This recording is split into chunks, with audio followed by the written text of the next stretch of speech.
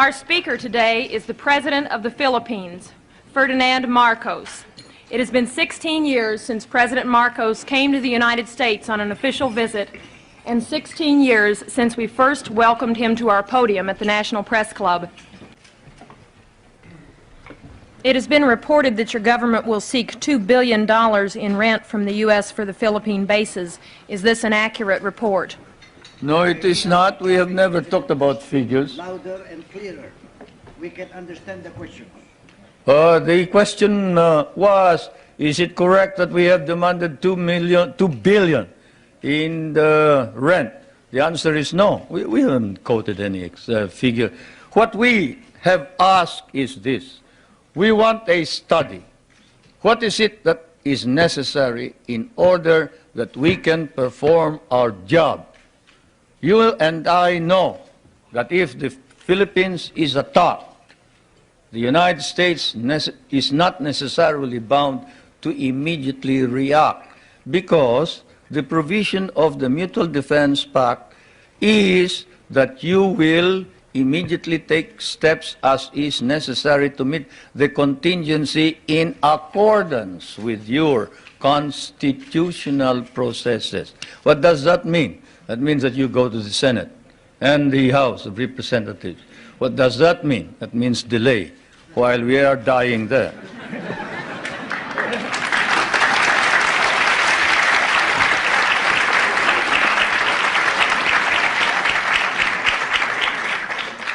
Most of our allies in Europe, concerned about resisting communism, give the U.S. free bases and even share the cost. Why shouldn't we expect the same kind of cooperation from the Philippines instead of demands for more rent? Well, for one thing, you haven't exactly paid for what we lost in the last war. If we must make an accounting, 75% of our cities were devastated in the last war. We lost 1 million men. Shall I quote you the statements of Roosevelt and MacArthur that every Carabao will be paid for? Shall I tell you that the veterans who were inducted into the USAF, the United States Armed Forces of the Philippines, of the Far East, your armed forces, were paid only 1/2 the salary of your soldiers? Shall I tell you that we almost turned communists because you refused to recognize us? Shall I tell you that I had a difficult time stopping my guerrillas, 25,000 of them from joining the communists, because precisely you sort of forgot that we had done the fighting for you, you know, and we were parts of your armed forces.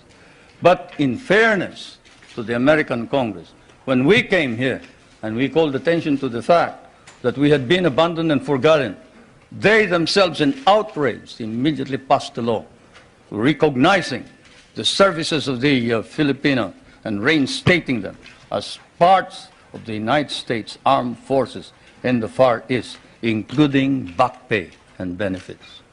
That, Madam President, is the answer, in addition to the fact that those people that you are talking about have been making money at the expense of the United States for quite a long time, while we have not.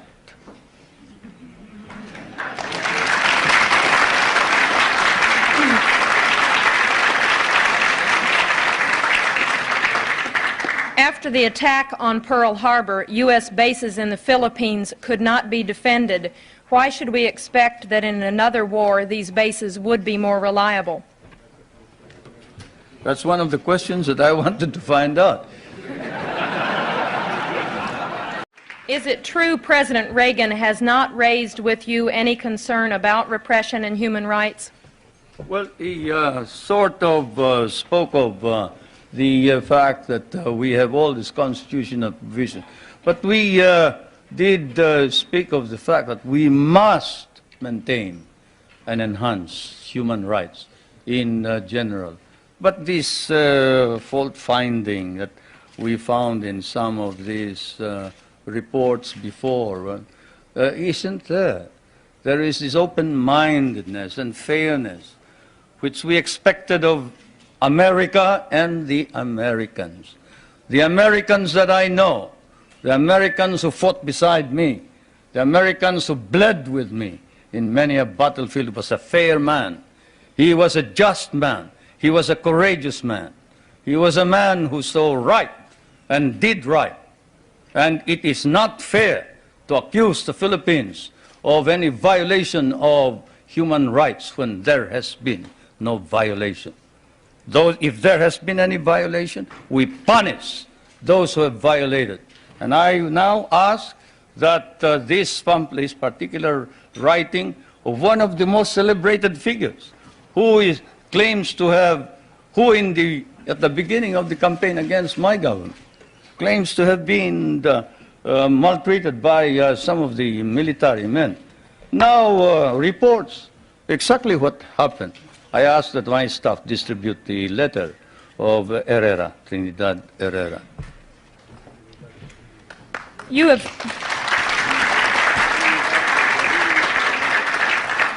have indicated that the allegations about political repression and human rights are overblown. How then do you explain the findings of the international independent group Amnesty International, which documented cases of torture, disappearances, and illegal detention? Well, I'll tell you that the Amnesty International has never come to the Philippines. That's why all they talk about is something that they obtained hearsay.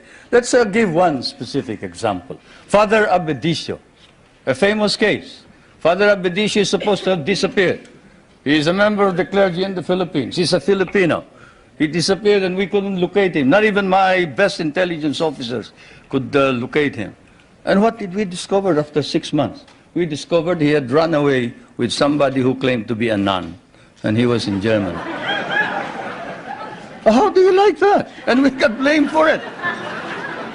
We got blamed for it. That's it. That's how the Amnesty International has been reporting all this thing.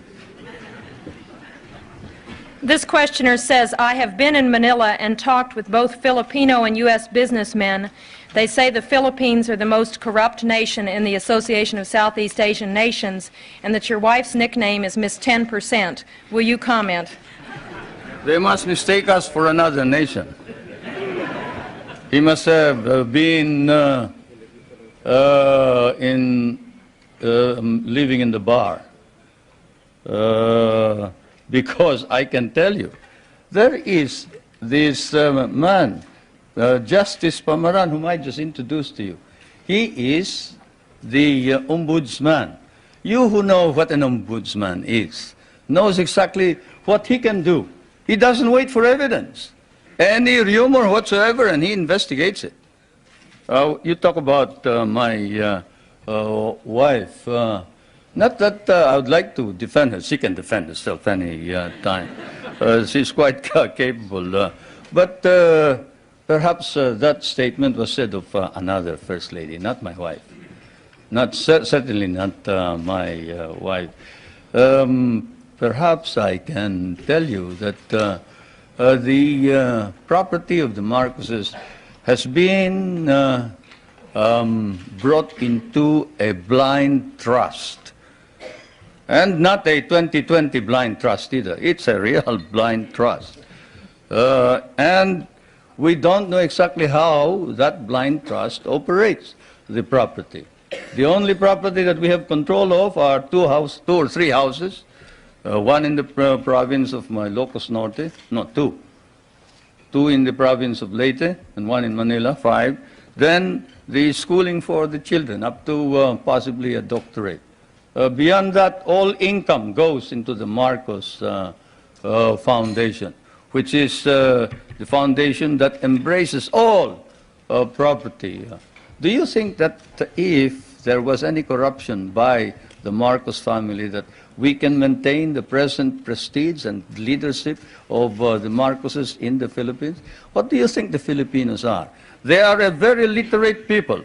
Literacy in the Philippines has increased up to 90% nationwide, and in Manila it is 100% literacy. And if there was any indication whatsoever of any of these corruption that you talk about, and you whoever said that sounds like he has been in the wrong company. Probably the guys that he was working with may have been engaged in corruption. I'd like to know who they are. Then we'll go after them. But I can assure you, if any public official engages in corruption, he will land in jail. That is definite. What do you say to critics who say your health is poor and you won't be around very long, but your wife may be? Anybody want to try me in the ring?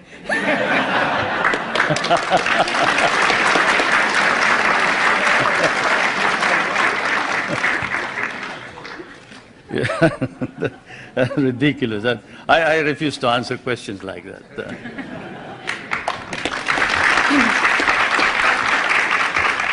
Two related questions. You are indeed a family man. Your wife, your daughter, your brothers are all government officials. Do you think the next president of your country will be a Marcos, and would you like for your wife to succeed you as president? No, no. The problem here, of course, is that one, you do not understand Philippine politics. You see, first of all, my brother, did you say my brother was governor? Government officials. My brother volunteered his services for Medicare. Did you want him to withdraw his voluntary services as a medical officer? He is serving our country practically free, abandoned a very profitable medical career in order to serve what we have as Medicare, which is your Medicaid, no? Yes. He is not a government official by any means. This is a voluntary organization. My wife was elected. He was elected because the candidates wanted to include him, to include her. They wanted somebody to carry them. Minister Romulo will tell you that without the support of the governor, who happens to be well liked by the people of Manila, they probably wouldn't have won in the last elections. It's just a matter of helping out in the political campaign. My daughter is the voluntary head of a group of village leaders. That is not a political organization. That's not a government organization. This is an association of young kids who are organized in order that they can help each other. Kabataan Barangay. And I am surprised that you hold it against these young kids, that they get together so they can play football, they can encourage sports, they can encourage people, the young kids from going into drugs. Don't you think that you should also organize something here in the United States and get somebody to stop the young kids from going into drugs and instead go into sports? Well, that's what they're doing.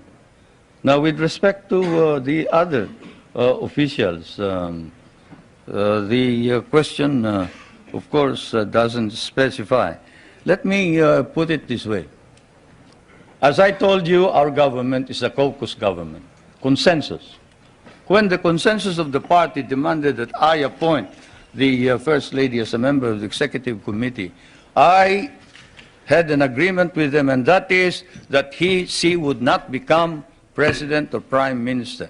At the beginning, even Prime Minister Cesar Virata was for the First Lady becoming Prime Minister. But the First Lady and I stood our ground, and we nominated the Prime Minister Virata instead. Now, is that the action of anybody who is preparing to take over as a dynasty? Now, my other daughter, well, she is in Pennsylvania. She's studying voice culture, and she is in anthropology. I don't see what connection that has with politics. Mr. President, your opponents say this trip is costing between $5 million and $20 million. What is the budget for your trip? It's ridiculous. My cabinet is spending only a very minuscule part of that. If there are any people who have joined this group, they are on their own. I'm sorry to say. They're on their own. Do you believe the United States now has a consistent, understandable policy toward the Philippines and East Asia? Shouldn't you ask that of the United States leaders, not me? But as far as I'm concerned, yes, insofar as we can understand. What I see is a resurgent American nation under a new leadership, trying its very best, earnestly trying to arrest decline and slide in prestige and in policy, in domestic and foreign policy. That is what we see from the outside. There is an earnest effort to prevent drift and confusion. Now, we would like to encourage that because among the small nations, there's no possibility of any progress so long as there is instability throughout the world. And so, as I said last night, what I see now, 16 years after my last visit, actually my last visit was when I came to participate in the memorial services of President Eisenhower in 1969. Not 1966, 1969. And, but what I see here is while in the past America was in the dark, and there were doubts and misgivings. There were fears that you were tiring, you were weary, you doubted your own strength, you didn't know where you were going. But now there is hope, and the phenomenon, what we see is an America emerging out of the shadows. It's still partly in the shadows, but it's trying to emerge. And certainly under the leadership of President Reagan, it's trying to organize an integrated, understandable foreign policy. And that's what we see.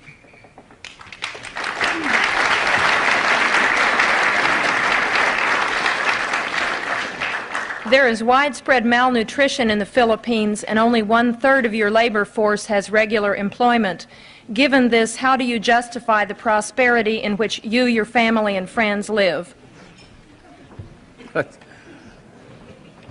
You must like us, the way you ask those questions.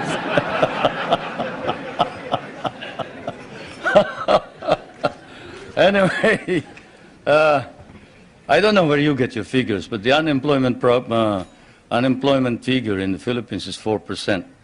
I don't know what's yours. I do know what's yours, but have you heard of the KKK, not the Ku Klux Klan, but we have a program which harnesses the energies of those who are half employed, like those who are in the farms. You see, those who wait for the coconuts to fall or who plant rice are partly employed. And so we allow them to engage in what we call small, medium-scale industries, contract work. Where, in what country do you see, say, a boot block? A boot block. Go to a rural bank and say, look, I used to borrow money from this usurious lender here. I borrow 5 pesos in the morning, I have to pay him 6 pesos in the afternoon. Can't you lend me 50 pesos now and I will repay you later on? I have no collateral, I am unknown, I live in the streets. And in what country will you see the rural bank lend this bootblack money, after looking at his shoeshine stand and gathering all the other shoeshine boys and putting them to work and getting them to repay this indebtedness, not in a week, but perhaps even in a day. Or fishermen who live a hand-to-mouth existence. Even here, in your prosperous United States, can a poor fisherman go to a bank and borrow money on his name, on his signature? He cannot. But here in the Philippines, he can. A poor fisherman can go to the bank and say, look, I live in so-and-so, and the chairman of my village can certify that I am a poor fisherman. And I would like to organize a group. Can you lend us 5,000 so I can buy a motor, I can buy a net, I can buy a small boat, and we can improve our earnings. And under our laws, we have set aside funds which then are lent out.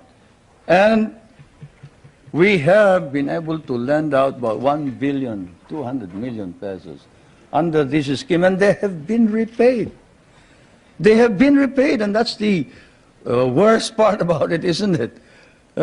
Many people don't believe it, but they have been repaid. And so we have a situation where the work ethic has been encouraged. We tell everybody, you don't plant rice, you don't eat rice. You don't work, you don't get anything. But you work.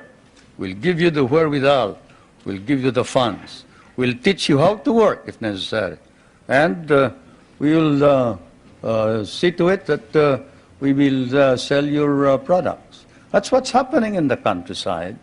Not all this talk about corruption and this ridiculous statements about people in government enriching themselves. When you have activists like Luis Tarok and Jerry Montemayor and Nilo Tayag and these men who were ready to kill the president, but who now says that the reforms that are being instituted are for the good and welfare of the country, you don't engage in any of this foolishness that you talk about. No, everybody is sincere and earnest about making our democracy work. And I can tell you that whoever has told you about these unwholesome observations about the Philippines, better come back to the Philippines. I'll pay for your trip so you can see what's actually happening. Thank you, Mr. President. Before I ask our final question, I want to present you with a certificate of appreciation for appearing once again at the National Press Club and with an updated version of the National Press Club necktie. Thank you.